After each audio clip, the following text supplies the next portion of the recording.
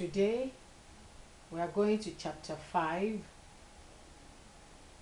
still discussing and asking the question, are gender issues solvable? Different signals are read for a woman in situations that occur in an office as opposed to a man. Natasha Josephowitz had put it so clearly in her 1983 book titled, "Is This Where I Am Going? Impression of an Office." She compared the outlook of people about a woman and a man in an office setup this way. Quote, "If a man has a family picture on his table, he must be a responsible man. But if a woman has her family's picture on her table, then her family comes before her career. If a man's table is full, he must be hard-working and busy. But if a woman has a full table, she must be disorganized. He is talking to the co-workers. He must be discussing the latest deal. She is talking to her co-workers. She must be gossiping. He is not at her desk. He must be in a meeting. She is not at her desk. She must be in the ladies' room. He is not in the office. He must be meeting customers. She is not in the office. She must be out shopping. He is having lunch with the boss. He is on his way up. She is having lunch with the boss. She is having an affair. The boss criticized him. He will improve his performance. The boss criticized her. She was very upset.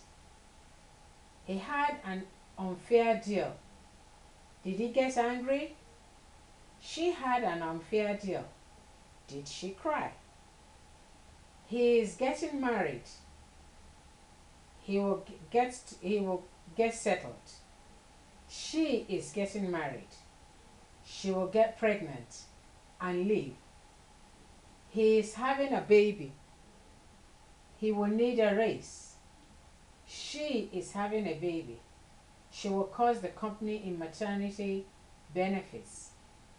He is going on a trip. It is good for his career. She is going on a trip. What will her husband say? He's leaving for a better job. He knows how to recognize a good opportunity.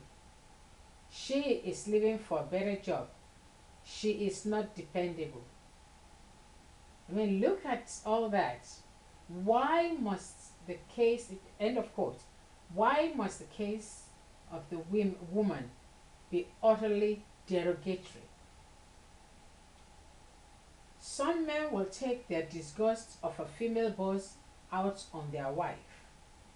If the wife has a constructive criticism or an opinion, the husband will fly off the handle, saying that he cannot be subjected to a woman boss at work because of money and succumb again to a boss at home.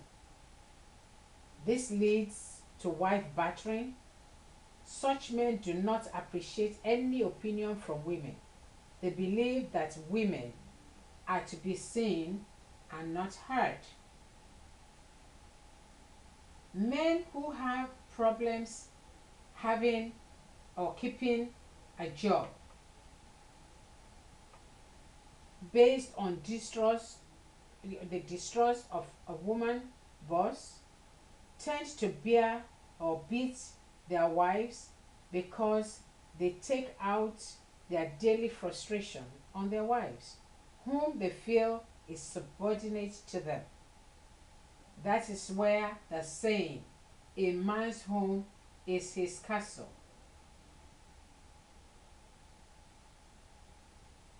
The king, he is the king in the castle or in the home, and we all know how a king must be honored, obeyed, worshipped, and pampered. Everyone must jump at his beck and call. If he says jump, everybody will have to say how high.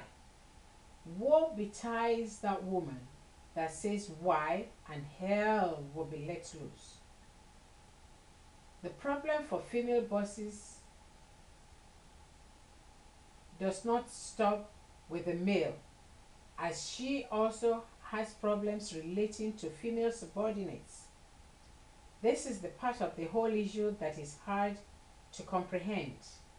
One will feel that with all the injustice of women inequality, that women will support themselves. But opposite or reverse is the case. Women bosses expect more from female subordinates because they feel that they have to prove their worth. They therefore breathe hard on them, on the subordinates, tending to be harsh on them. The female bosses take it that the women had been pampered silly by previous male bosses for one reason or another.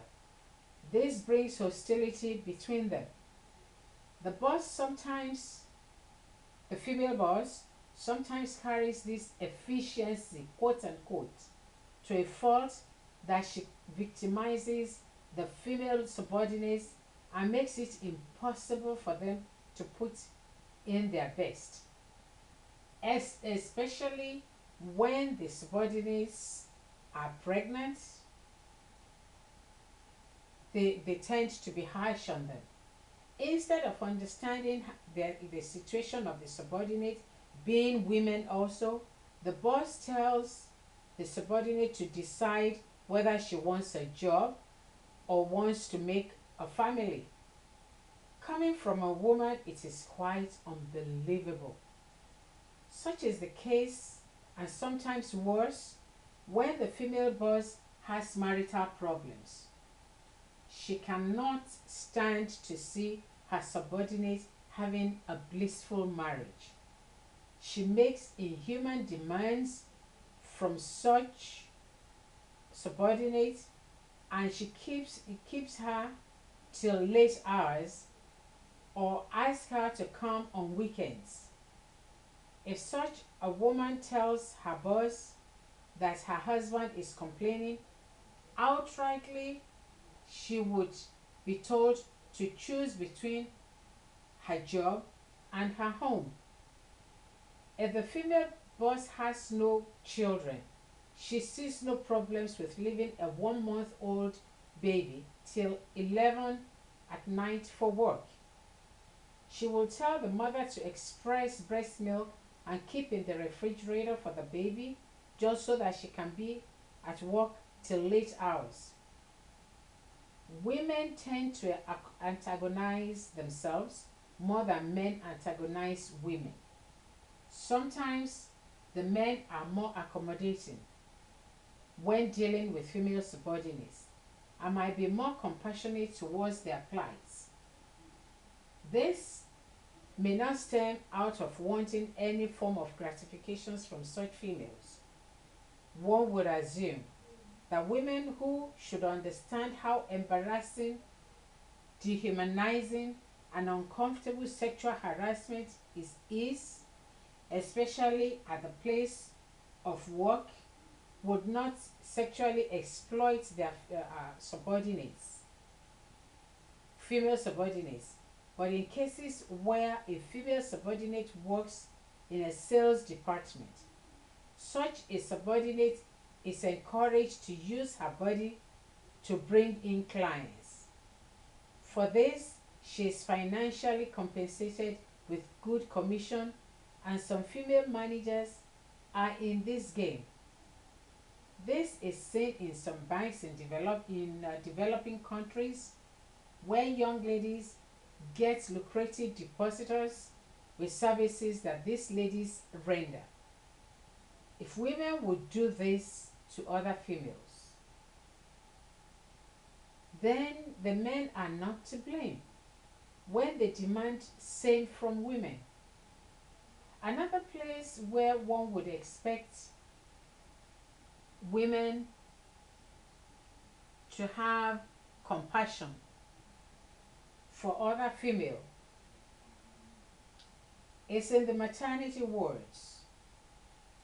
Women who know what childbirth entails as regards the excruciating pain, as opposed to this sympathetic, instead of being sympathetic towards women in labor,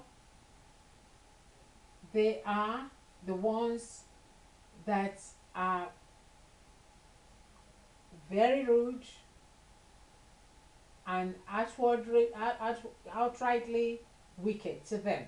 This happens mostly in developing countries. The female nurses are usually the ones that are more intolerant of the screaming mother-to-be.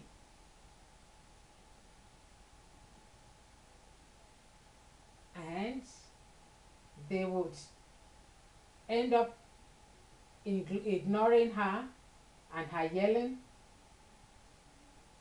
and totally, they would just pretend as if she's not there. Now, if women are doing this to men, then why should we complain that men are doing this to, all these things to women? Do we feel that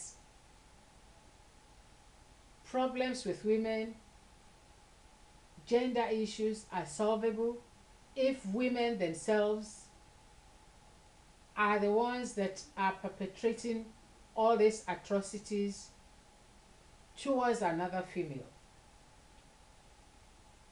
Let me end this part 5 on this note.